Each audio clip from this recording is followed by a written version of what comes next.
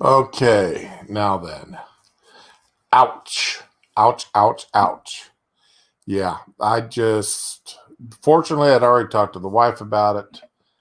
She understood and said, yeah, go ahead. Just count this as your anniversary present. But I was hoping not to have to pay for StreamYards, but I couldn't get OBS to work. Neil said it was looking absolutely trashed. So, yeah, I sunk the money and I am paying for it, but it is what it is. And yeah, this this is not comfortable. It does not make me happy, but I've gotten the bug and I'm out there. I'm doing it. So this is still cheaper than what the wife tried to convince me to do the other day. And she wanted me to go ahead and start, soundproofing a room and reorganizing a room and doing all kinds of stupid stuff. And I told her I wanted to at least wait until I saw if I was build up any real audience and had any real things happen before I spent any money doing anything. Like she said, though, my alcohol consumption is down low. I mean, a bottle of Jack and a bottle of Jameson's last me 2 months, 2 to 3 months. I don't smoke anymore, so that's huge savings. I don't golf anymore. That's another huge savings. Other than going to the firing range and shooting a couple hundred rounds on occasion out there just to keep me and my gun handy. It's not like I go to the range anymore and shoot off 1,000 rounds or even 500 rounds like I used to. So, yeah, that's quite a, so she said to go ahead, make this your new hobby. I mean, I even quit playing WoW because it's too much of a time sink and not enough fun into it anymore. So I canceled my subscription. And I've been playing WoW since Burning Crusades. And yeah, that is a long time, a lot of money sunk into that game. So yeah, this will be a little bit more. But anyway, yeah, it's been a pretty good 24 hours since the last time I was on here. A lot of stuff has happened. We're fortunate here where I live. We have a port that most of our local fuel comes into. Good morning again, Neil. Yeah, I went ahead and took the big bite. $240 for a year's worth of Streamlabs. Yeah, or StreamYard, but it's something else. So yeah, I listened to part of that other stream, and oh my God, what a mess that was. Sheesh. If you don't know what you're doing with OBS, man, you can't just fire it up and like you can this here, fire this up, it walks you right through it, and boom, you're online. That OBS, you got to know what you're doing before you even think about it. It may be a lot more professional looking. I guess I'm going to go ahead and figure out how to maybe put a picture or something behind this so it's not just a black screen. But yeah, I'll play with this and try to make this look a little bit better and a little more interesting, at least. So it's not just a black screen with that mushroom in there. But yeah, this, like I was saying though, the gasoline in this area, at least, we've got a port that most of our gas comes into, and it's all shipped from that one spot. And we're not as heavily affected by that pipeline shutting down. So that's here personally for me. But what about the rest of the Southeast there? I'm here in Virginia and the Carolinas, Georgia's, and Mississippi is really starting to get hurt bad. Gas stations actually shut down. And I see that they pulled the video from Monday of Saki saying that this was a private industry issue, not a government issue. So that video is gone. But okay, once again, things are, people avoiding what they can avoid. And I see that I forgot to shut my phone off. So let me shut this off real quick so you don't hear the constant notifications coming in on that. Like I just transferring money and all this other good stuff. Where is it at now? Dadgummit. Come on, get out of here. There it is. I want the ringtone shut off. Take it down to vibrate. Whoops. Come on. I absolutely hate these things sometimes.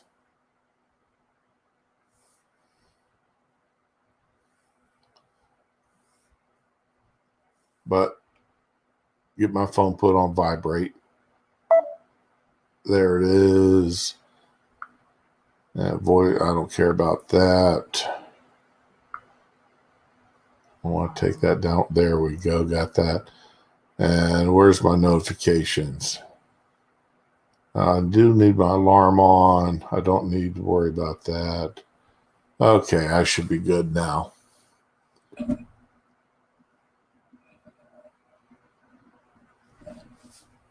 Yeah, no, I mean, if you want to go ahead and take a look and see what your gas situation is,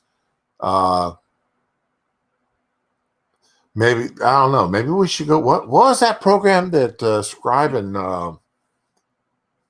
Satsu were talking about last night? I mean, I think they mentioned it once or twice, reading the article.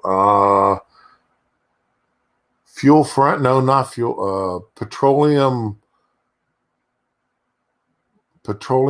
no, that's not it. What in the? Oh, that was my watch beeping. No wonder.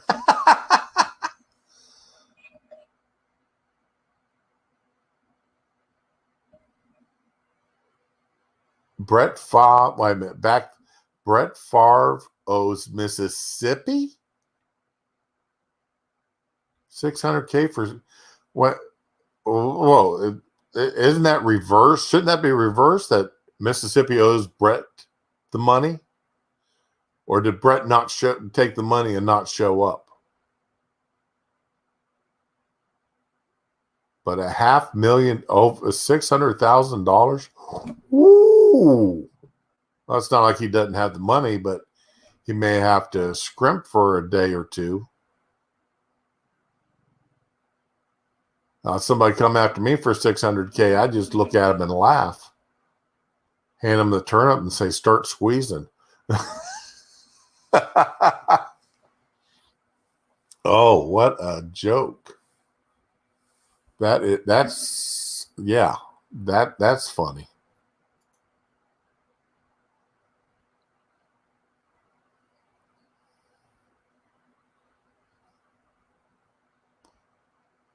Hot diggity dog. But anyway, let's see what is going on out there in the Twitter machine. Oh man, the speaker got turned on there. Who? Yeah. Oh, okay. Yeah, Grouchy Gamer just Gas Buddy should be telling us who's got what. That was that program that they were talking about. But let's see here. Now, we've all been watching and seeing the pictures of the protests going on out west, Portland, Seattle, yada, yada, yada, yada, throughout the country, from Black Lives Matter and Antifa. So you tell me, we've all seen that. What in the devil?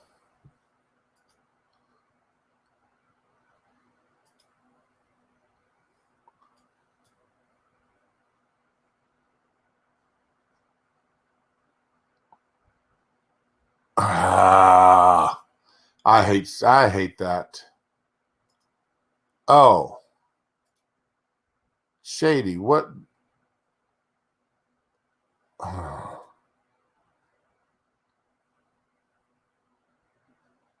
That now Shady hat, or no, not Shady, but here it is.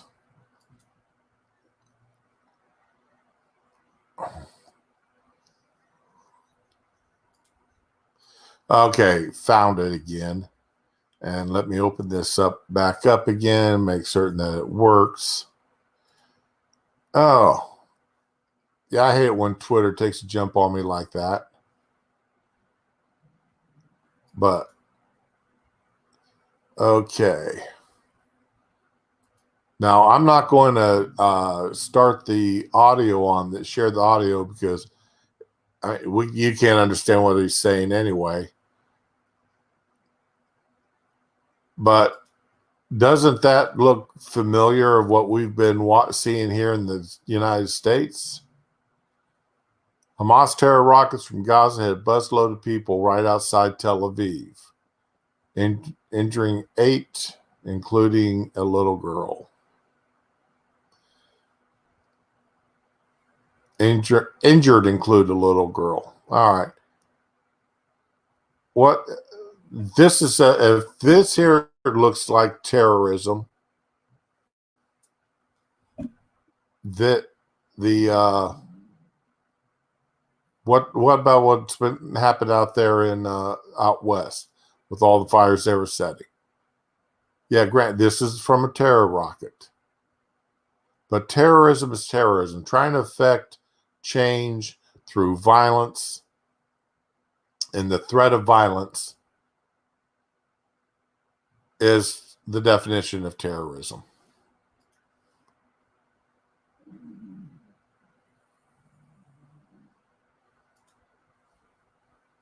That's just a plain blatant truth there, you know.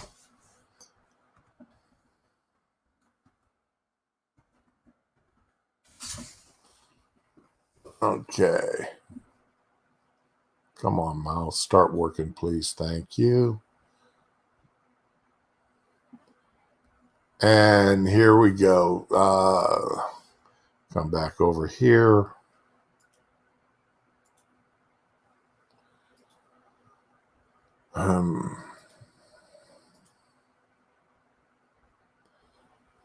Terrorism. The unlawful use of violence and intimidation, especially against civilians, in the pursuit of political aims. That's definition of terrorism. That's it. It's plain and simple.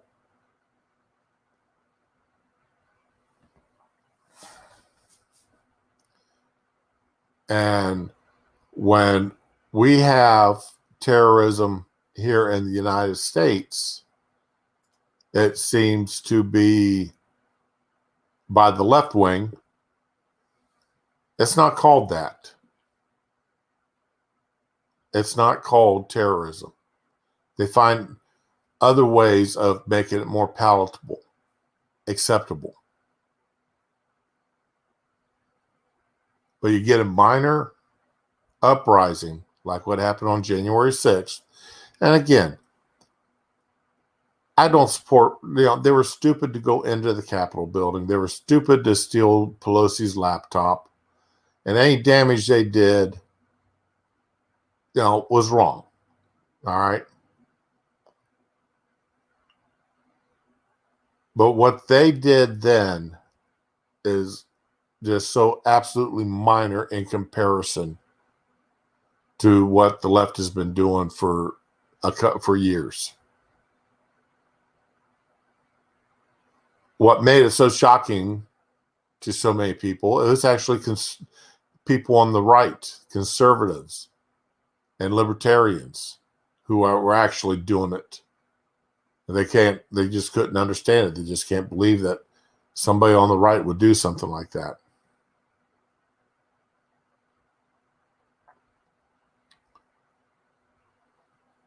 Yeah, and my wife was called me up this morning because, again, that's another subject we talked about, was if she had how much, with how much gas we had, if we could not get gas in town, how long could we last?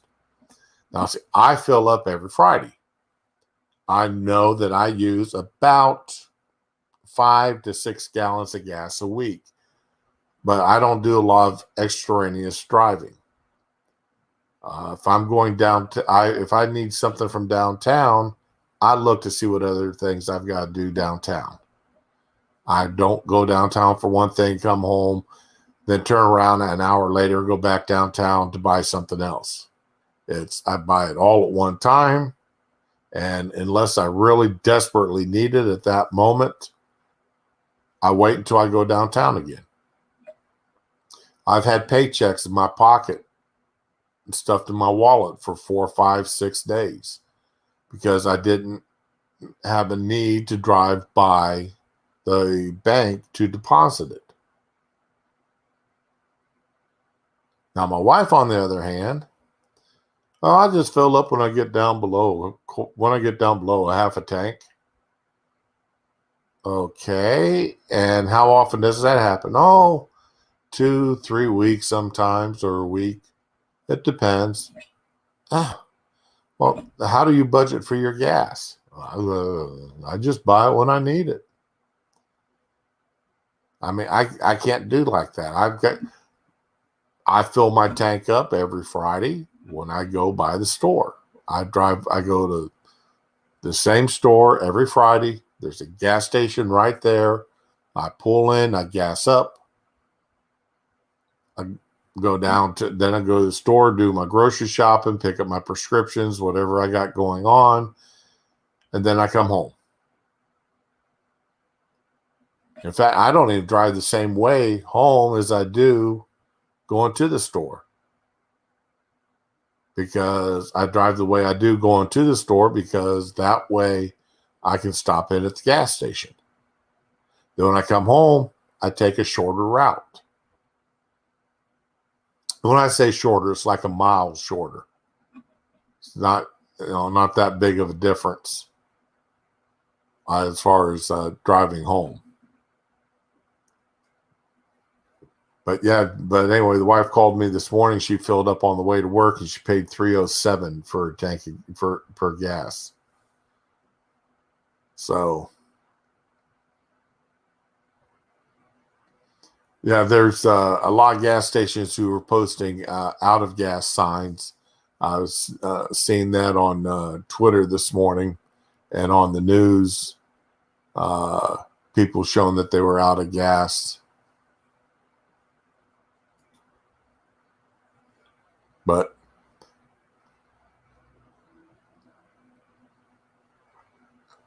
that's a struggle we've got to worry about. That's something we have to worry about, is Will we get the gasoline in that we need? Will we get everything else going on? But a third of the country isn't being able to get the gasoline that they need to operate. And the source of this problem, yeah, there's multiple sources of this. Yes, we do know that there's one organization doing the blackmailing. But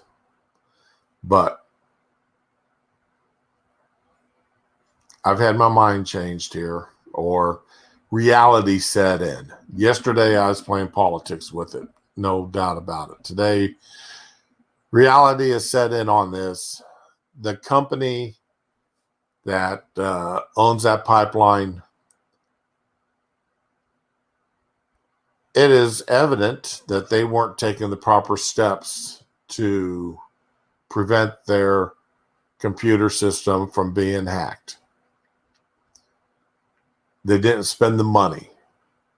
Now, this goes two ways. If they had spent the money to prevent the hack, would they have known that somebody had even tried to hack their system? Would they have spent the money to put in the software and the protections and the alerting materials and facilities that they would have known that they were being hacked or somebody was attempting to hack them?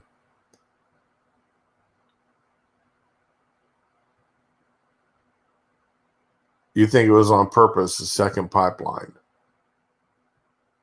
Oh, a second pipeline got hacked on here this morning, or since Monday.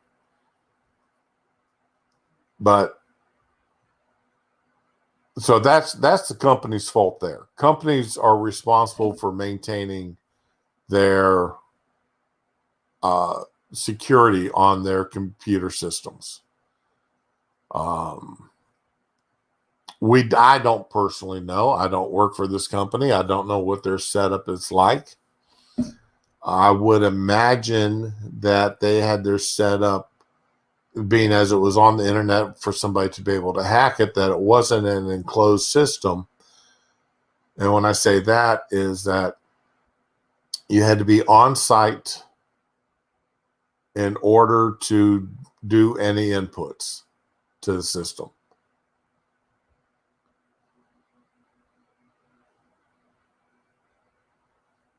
They still have to have. You would hope they would. Oh, yeah. Well, Governor Whitmore, Michigan's governor, just demanded that a pipeline from Canada be shut down. And yeah, I mean, that's let's see if I can find it here, because I made a tweet on it. Sent a tweet out laughing at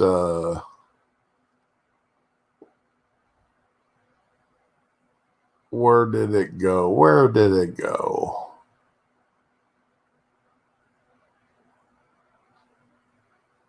Was I really that? That's from.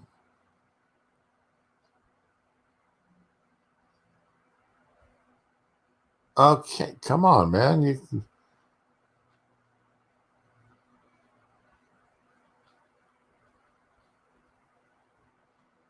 All right. Okay, there's from last night. TV shows absolutely not. I mean, dang, I didn't realize I was this active on Twitter already this morning.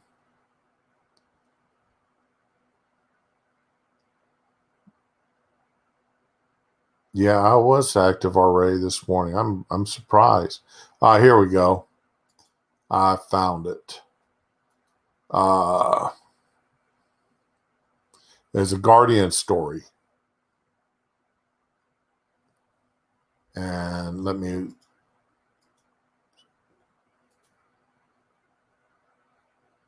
Here we go.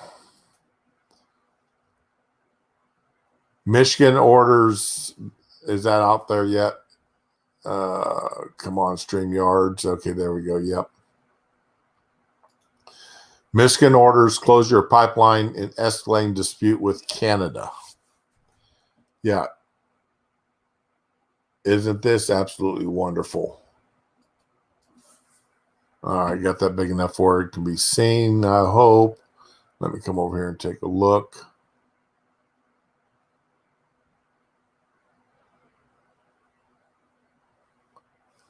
Yeah, here it is. The state of Michigan has told a Canadian energy company it must shut down a controversial oil pipeline by Wednesday, amid growing fears the spill would be catastrophic to the region in a feud which threatens to strain relations between Canada and the United States.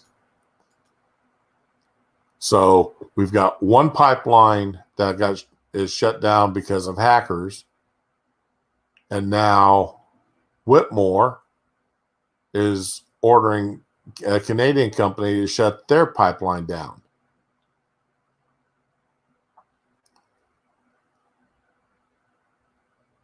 This, I mean, it's just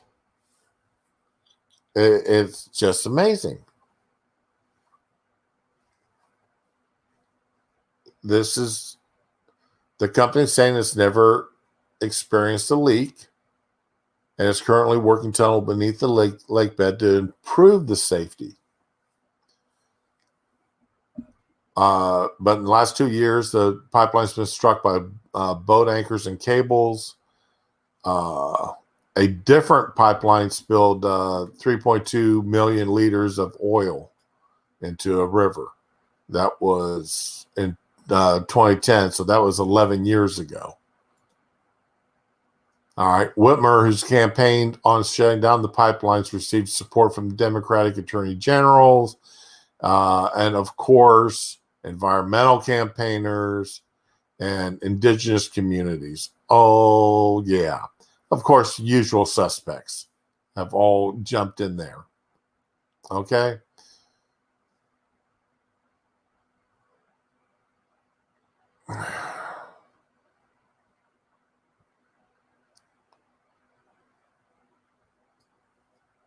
International trade lawyers are saying that the United States, not Michigan, is legally bound to keep the pipeline running. He points to the 1977 transload pipelines between Canada and the United States, which was ratified by Congress. And, okay, interesting. Regardless of what the state of Michigan may or not want to do, the treaty is binding. If it is a signed treaty, it is binding. Yeah, this is I mean, Whitmore's doing what she's done, what you expect from a lefty.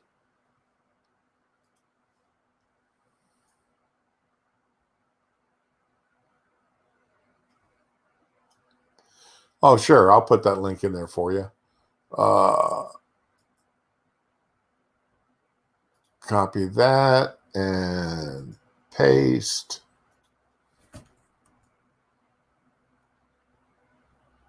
There you go.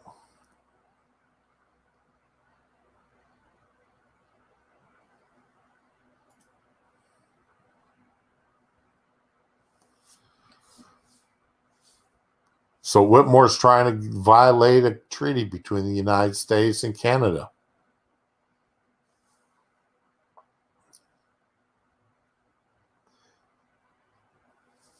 I agree. There's something going on here, Neil, and I don't understand what it is. I mean, the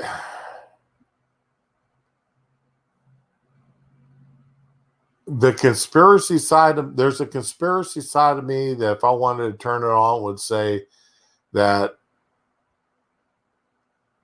since they're having this big push, the Biden and Kamala are doing this big push to get everybody on electric cars, that by damaging the gas lines that bring gasoline into the country and transport gasoline across the country, that would be a way of enforcing people to give up gasoline vehicles and push them to electric vehicles.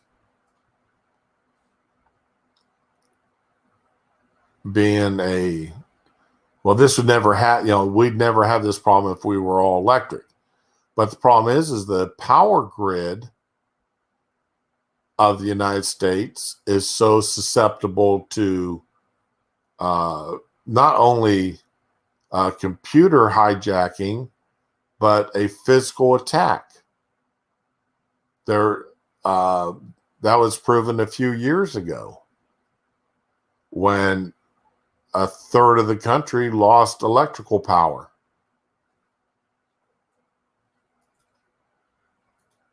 So let's see. I'm trying. When was that? The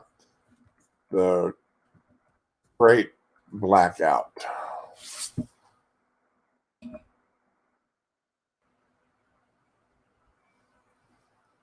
Come on. The Great Blackout of the East Coast. Let's see here. Now, what? 1965.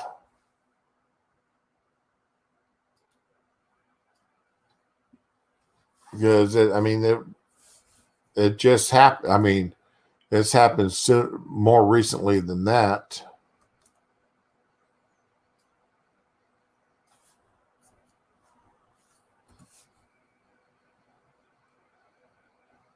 Was it 2003 when that happened?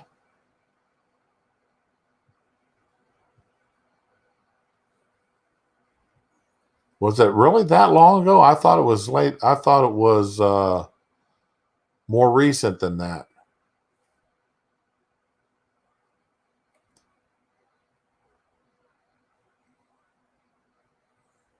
Yeah, maybe it was. Well, I just remember when it happened. It had the Great Blackout and everything went out. A third of the country in Canada.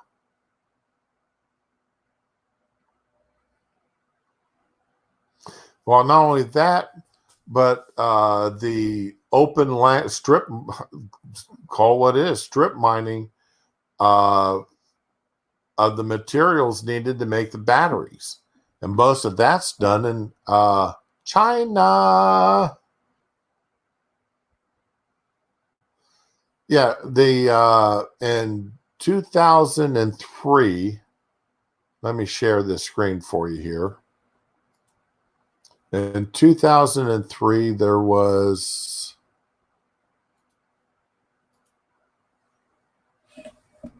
a huge blackout that affected a great part of the northeastern United States.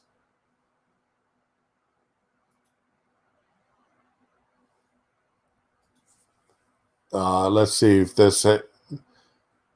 You see all the states in red here, all the way up into Canada, Ohio, Pennsylvania, New York, Massachusetts. The whole Northeast.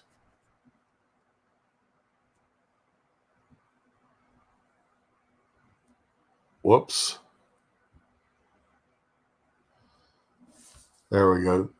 That's probably the best I can get that up to where you can see it. But you can tell where everybody had had lost power. And that was, now,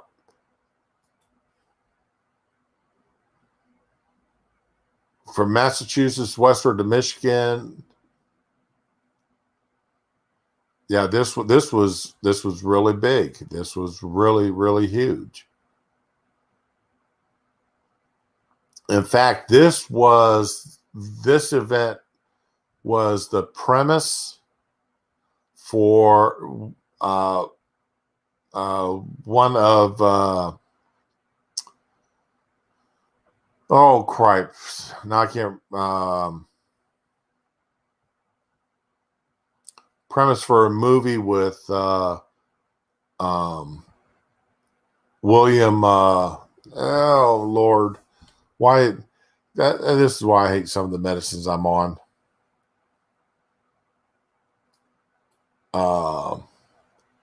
I've got to find his name. That is it. A Christmas movie? Movie.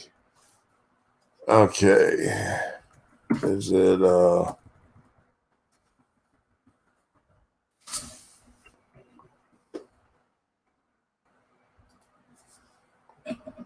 Die Hard.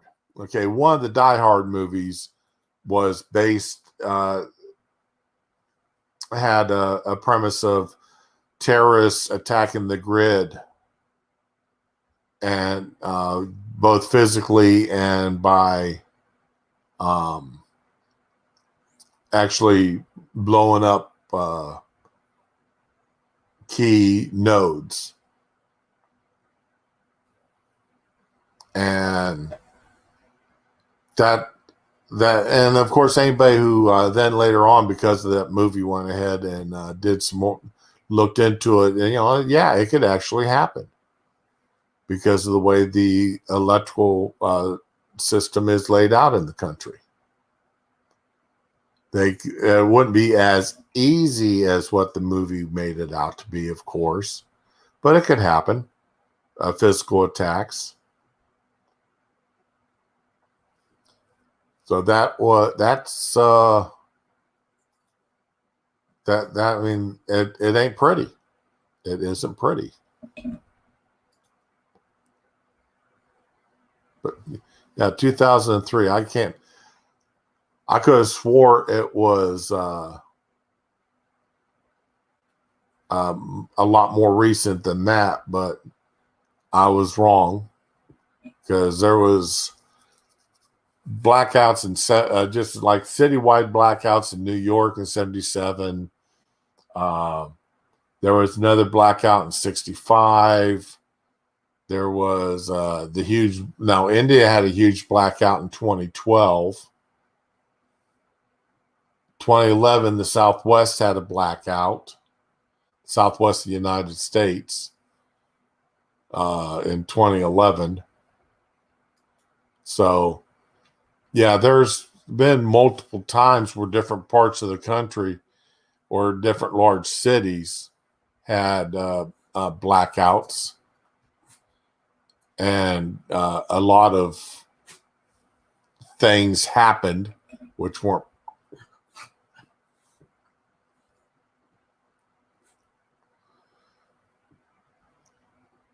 But well, see, now we're getting. No, you're right with what's going on. I would call what's happening at our southern border an invasion, and because we don't know who's coming across that border. I mean, you're getting hundreds of thousands of people crossing the border in a month. 100,000 people crossing. Oh, was it 79,000 people in 1 month? They estimate come across that border illegally. You don't know. There's no way you know who all's there. They have caught a few known terrorists trying to get across. They have caught a whole lot of just criminals trying to cross. Well, actually, if you look at the actual definition, everybody that crossed the border illegally is a criminal. But they've caught a lot of real bad people crossing those borders. But for everyone they caught, how many didn't they catch? It's like you jump into a stream with a stream full of fish, all going one direction, and you can get in there with the net and you can catch a couple of dozen shortly in a short time, and you feel good because you caught a couple of dozen fish that feed you for a few meals. But how many fish got past you that you didn't catch? Yeah, how many bad guys got through that border that didn't get caught?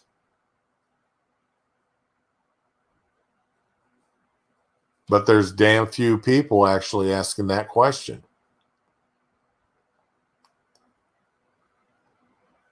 And that question needs to be asked a whole lot more.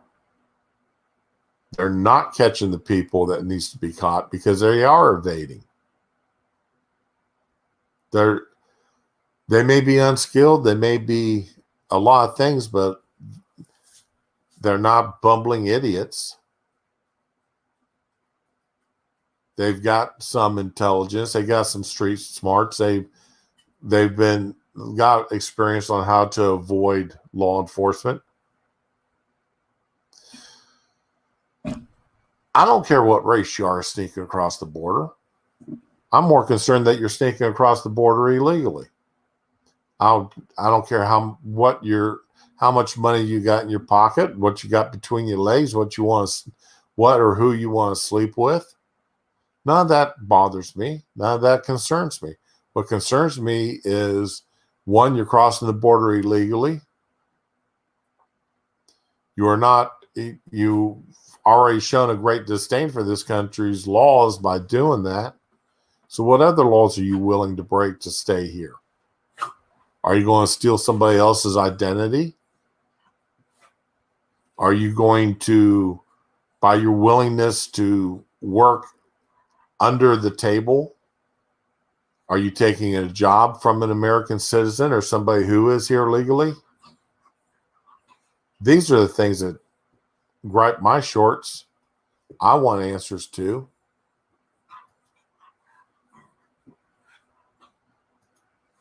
Yeah, we've got a lot of problems with our immigration issues.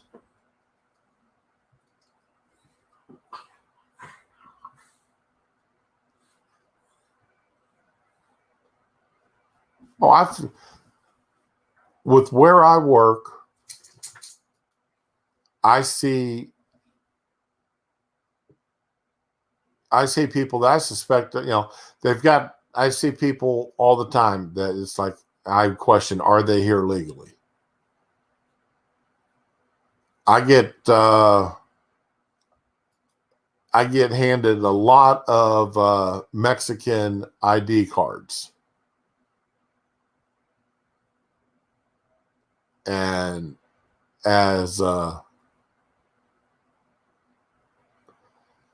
and I don't understand why we're allowed to accept those as a form of ID. They just hand them out to anyone. And yet we do watch legal citizens lose jobs to illegal labor forces. We watch that happen. It is a drain on our economy. How many contractors hire illegals to help build cheap houses?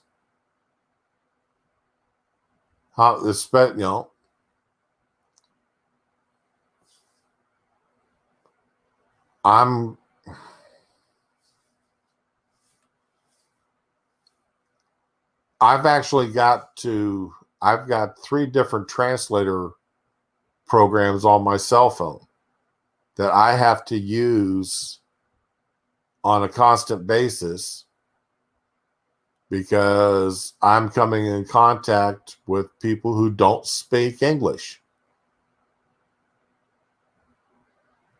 So in order to do my job, I've got to turn on the translator program on my phone and get it and work with them that way. And once again, you always, I always hear, well, in Europe and other countries and this and this and this. Okay, fine. When I lived in Germany, I had to learn the German language in order to go downtown and conduct business. Why? Because a lot of Germans do speak English, but I got better treatment, and it was their signs weren't in English, their paperwork weren't in English. If you went and got married, it wasn't done in English, it was done in German. If you went downtown to get married. Because it was actually easier to get married downtown than it was to get married on a military installation.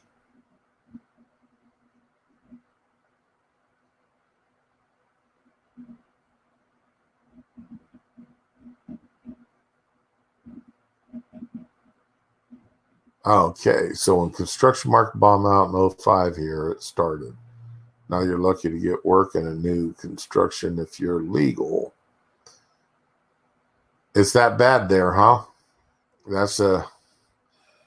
I don't work in construction, and the people I know who do, I would be afraid to ask them because I may lose them as customers.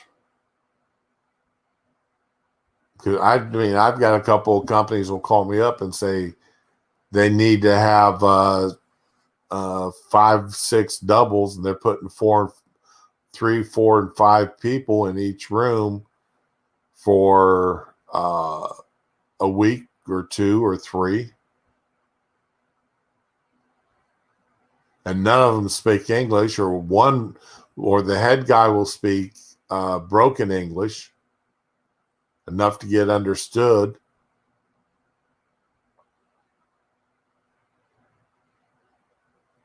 And the rest of them, you ask them for IDs and they don't have them.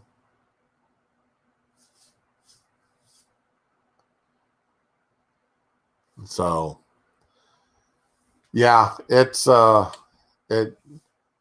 we've done nothing but hurt ourselves as a country with allowing all these illegals in.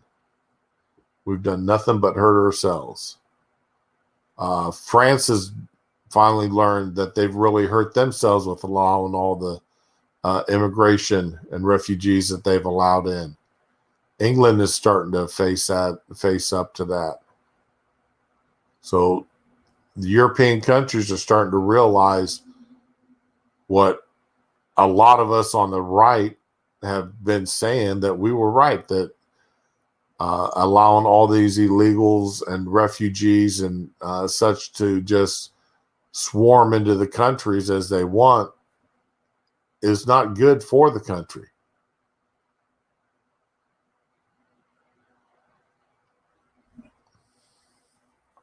I mean, even England now is saying that they're going to reduce the number of mail-in absentee ballots and votes that can be cast, and 100% ID checks in order to get a ballot.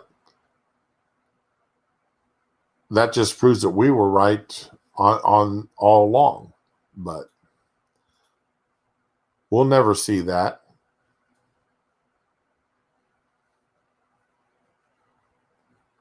So, yeah, this is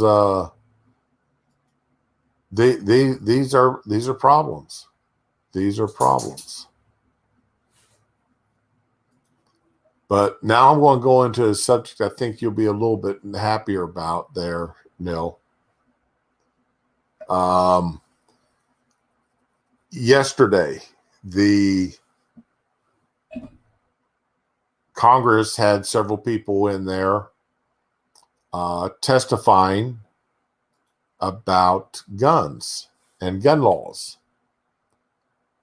And I'm going to have to go and find them again. This is a shame. Pull up my Forbes subscription. Forbes, if you want to keep up on the news and what's going on in Congress, but you don't want to sit there and go through hours and hours and hours of